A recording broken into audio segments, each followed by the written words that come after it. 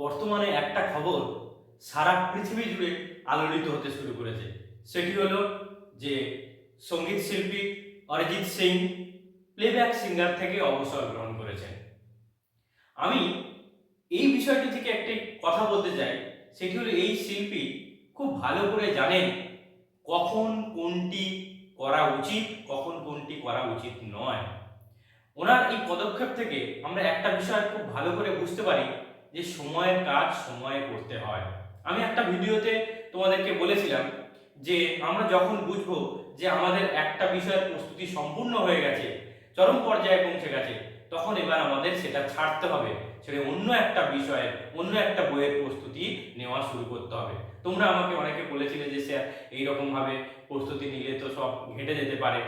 আমি বলেছিলাম একটার পর একটা এইভাবে প্রস্তুতি নাও, তোমাদের ভালো হবে। দেখো, এই অরিজিৎ সিং এর পদক্ষেপ থেকে উনি এবার নতুন একটা অধ্যায় শুরু করতে চলেছেন জীবনে।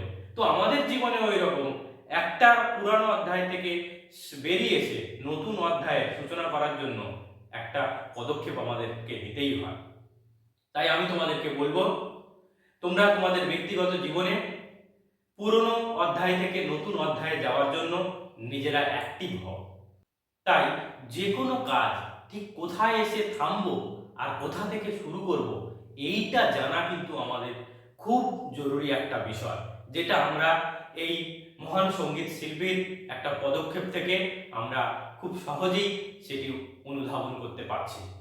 অরিজিৎ সিং সঙ্গীতে আরো আরো অনেক বড় জায়গায় গিয়ে পৌঁছাবেন, তাই হয়তো আজকে এই প্লেব্যাক সিঙ্গার থেকে তিনি অবসর গ্রহণ করলেন।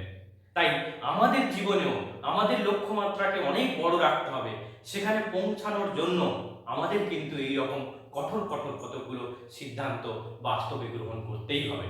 তবে আমরা বাস্তবে বড় জায়গায় গিয়ে পৌঁছাবো।